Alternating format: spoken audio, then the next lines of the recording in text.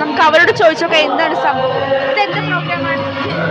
Programme എന്താണെന്ന് വെച്ച് കഴിഞ്ഞാൽ നമ്മൾ ഹരിതകർമ്മ സേനയെ സഹായിക്കുക എന്നുള്ള ഒരു ഉദ്ദേശത്തോടു കൂടി കോളേജിലെ NSS യൂണിറ്റ് എല്ലാം കൂടെ ഇവിടെയുള്ള പ്ലാസ്റ്റിക് റിമൂവ് ആക്കുക, ആ ഒരു ഉദ്ദേശത്തോടു കൂടി MG കോളേജിലെ UG സ്റ്റുഡൻസ് ആണ് ഇവരെല്ലാവരും, NSS വോളണ്ടിയേഴ്സ് ആണ്. അപ്പോൾ ഇവരെല്ലാവരും കൂടെ ചേർന്നിട്ട് ഇവിടെയുള്ള പ്ലാസ്റ്റിക്കുകൾ ഓൺ ടൈം, അതായത് കറക്റ്റ് ടൈമിൽ ശേഖരിച്ച് ഹരിതകർമ്മ സേനയ്ക്ക് കൊടുക്കുക എന്നുള്ള ഒരു ലക്ഷ്യത്തോടു കൂടിയാണ് നമ്മളിവിടെ വന്നത്. ഈ 5 ദിവസം നിങ്ങൾ ഇവിടെ കാണോ? ആ 5 ദിവസത്തേക്ക് നമുക്കിവിടെ ഉണ്ട്. ഓരോ വേദിയിലും ഓരോ സെക്ഷനായിട്ട് ഓരോരുത്തരായിട്ട് തിരിച്ചിട്ടുണ്ട്. ഇപ്പോൾ 5 ഗ്രൂപ്പ് എന്തോ ഉണ്ട്, ഒരു ഗ്രൂപ്പിൽ 5 പേര് വെച്ചിട്ട് ഇങ്ങനെ ഡിവൈഡ് ചെയ്തിട്ടുണ്ട്. അപ്പോൾ ഈ 5 പേര് വെച്ചിട്ട് ഓരോ സെക്ഷൻ ഓരോ ഏരിയ പറഞ്ഞിട്ടുണ്ട്. ആ ഏരിയയിലുള്ള പ്ലാസ്റ്റിക് എടുക്കുക, ഓരോ ചാക്കുകളിലാക്കുക, അത് ഹരിതകർമ്മ സേനയ്ക്ക് കൈമാറുക. അവരത് സെഗ്രിഗേറ്റ് ചെയ്ത് ഡിവൈഡ് ചെയ്ത് അവരതിനെ മാറ്റിക്കോളും. അപ്പോൾ നമ്മൾ അവരെ കുറച്ചുകൂടെ അവരുടെ ജോലികൾ കുറച്ചുകൂടെ എളുപ്പമാക്കാൻ വേണ്ടി നമ്മളും കൂടെ സഹായിക്കുന്നു എന്നാണ്.